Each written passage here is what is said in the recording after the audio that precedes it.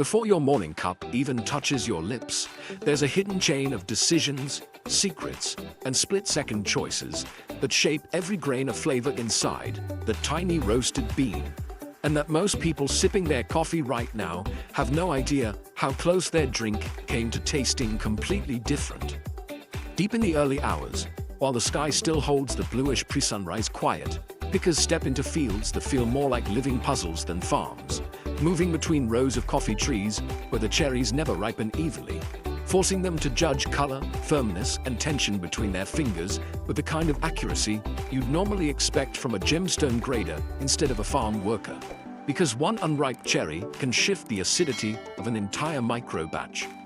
Some cherries snap off the branches with a soft pop, others fight back, and the pickers read these tiny signs as if the trees are speaking, gathering only what feels right, dropping the reds, deep heavy reds into their baskets, working with a rhythm that's fast but never careless, because rushing ruins flavor and everyone knows it. The air smells sweet and damp like warm fruit peel.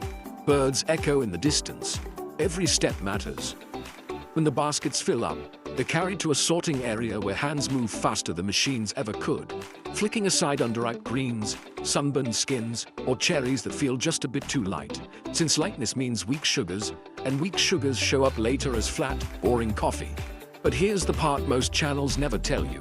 Coffee cherries don't all go through the same journey, and the path chosen for them is almost like a personality test for flavor. Some farmers swear by the wet process because they swear it creates a cleaner, brighter cup, but the way they do it isn't as factory-controlled as people think.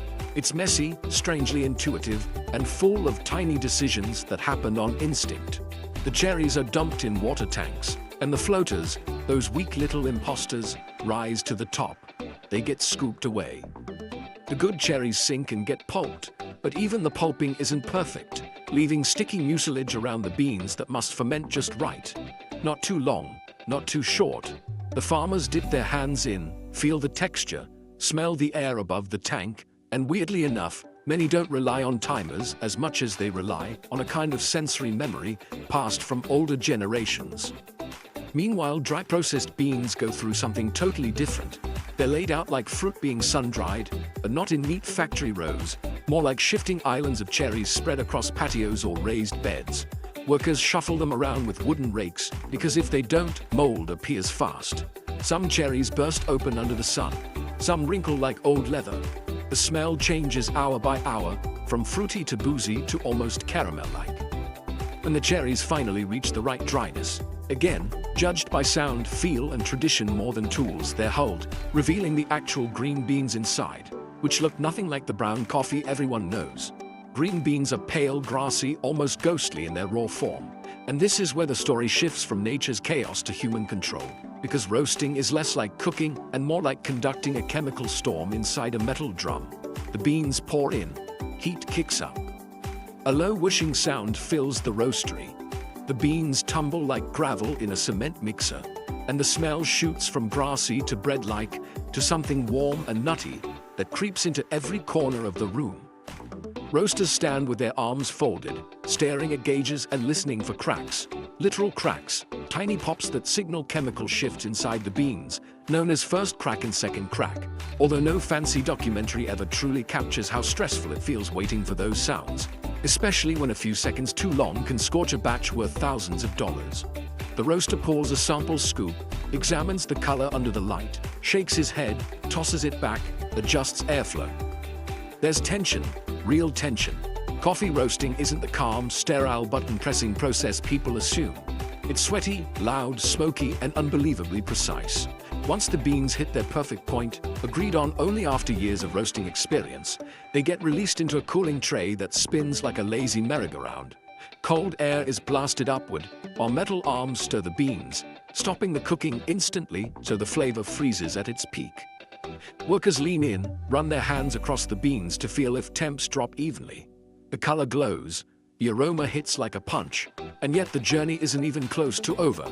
The beans roll into sorting lanes where defects, chips, scorched spots, weird shapes, are removed by hand or by laser-based systems so sensitive they can detect slight surface inconsistencies that human eyes miss. Then comes degassing, the phase almost nobody talks about. even though it's one of the most crucial parts of the entire process. Freshly roasted beans release CO2 like crazy, and if they're packaged too soon, the trapped gas warps the flavor, turning what should be smooth into something sharp and chaotic. So the beans rest, sometimes for hours, sometimes for days, depending on the roaster's style. During this resting period, the aroma deepens, the flavor becomes rounder. Finally, the packaging line spins to life. Bags roll forward. Valves are attached, those tiny one-way valves that let gas escape but don't let air back in.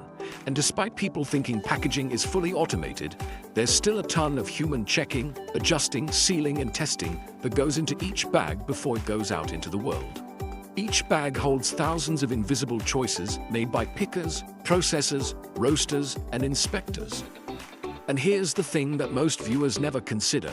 Even after all that labor, all that judgment, all those instinctive decisions, the fate of every bean still hangs on a simple question waiting at the end of this entire chain.